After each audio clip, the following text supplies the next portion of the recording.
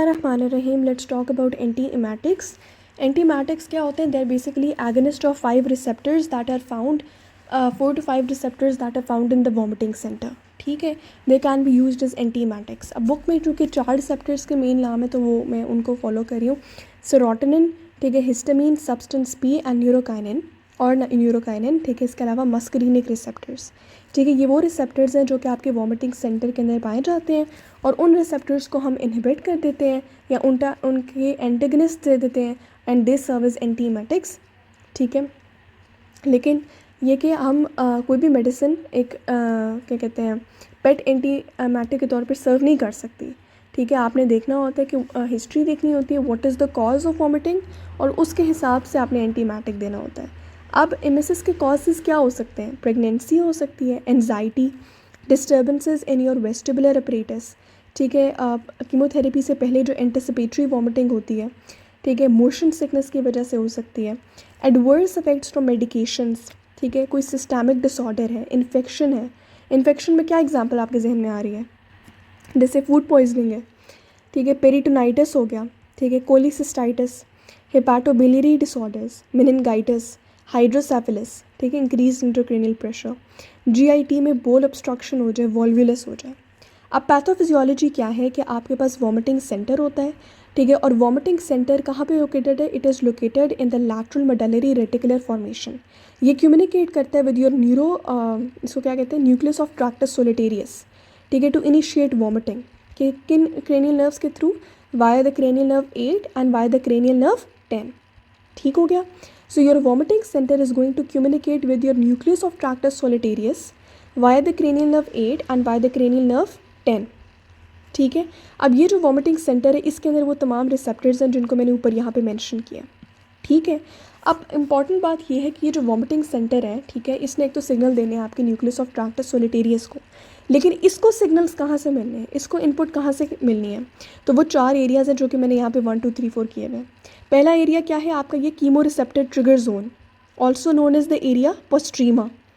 फिर आ जाता है आपका वेस्टिबुलर सिस्टम. उसके बाद आता है आपका जीआईटी, ठीक है. जीआईटी से सिग्नल्स कहाँ पे आते हैं? ठीक है, जीआईटी से सिग्नल्स आते हैं वाया योर वेगल, ठीक है, vagal nerve and your glossopharyngeal nerve, जिसको उन्होंने लिखा है स्पाइनल एफरेंट नर्व्स, ठीक है. और इसके अलावा आपके सीएनएस से सिग्नल्स आते हैं, ठीक है. अब हर एक जो इनपुट एरिया है, ठीक है, इसके पास भी ख़ास किस्म के रिसेप्टर्स हैं. अब ये रिसेप्टर्स क्यों स्टिमुलेट होंगे? देखो, सबसे पहले हम बात स्टार्ट करते हैं with the chemo receptor trigger zone. ये एक ऐसा एरिया है जो कि हमारे ब्लड ब्रेन बैरियर से बाहर है. It is accessible to emetogenic stimuli in the blood और in the cerebrospinal fluid. Emetogenic stimuli कोई आपके ब्लड के अंदर आ गया या आपके सीएसएफ के अंदर आ गया, ठीक है. इमेटोजेनिक कोई भी इन्फेक्शस स्टिमुलाई, ठीक है. तो वो किन रिसेप्टर्स को स्टिमुलेट करेगा? आपके D2 रिसेप्टर्स को, आपके न्यूरोकाइनिन रिसेप्टर्स को और आपके सेरोटोनिन रिसेप्टर्स को, और फिर वहाँ से सिग्नल भेजेगा आपकी इस रेड एरिया को which is basically your vomiting centre. अब second area that is your vestibular system, ठीक है. वेस्टिबुलर सिस्टम कब स्टिमुलेट होता है? मोशन सिकनेस की वजह से, ठीक है. और किस नर्व के थ्रू सिग्नल्स भेजता है आपके इस रेड एरिया को, आपके वॉमिटिंग सेंटर को? That is via the cranial nerve 8, ठीक है. ये जो आपका वेस्टिबुलर सिस्टम है that is rich in the histamine, ठीक है, रिसेप्टर्स एंड द मस्करीनिक रिसेप्टर्स. ठीक हो गया. इसके अंदर ये वाले रिसेप्टर्स बहुत अच्छी बल्क के अंदर पाए जाते हैं. फिर आ जाता है आपका GIT tract and your heart, ठीक है. ये स्टिमुलेट होते हैं अगर कोई आपके पास कोई मैकेनो रिसेप्टर, मतलब कोई ऐसा स्टिमुलस हो जैसे कि बोल वॉल्वुलस हो गया, बोल ऑब्स्ट्रक्शन हो गया, वो आपके मैकेनो रिसेप्टर्स को स्टिमुलेट करेगा. लाइकवाइज अगर आपका कोई केमिकल सिग्नल हो गया तो आपके कीमो रिसेप्टर्स को स्टिमुलेट करेगा.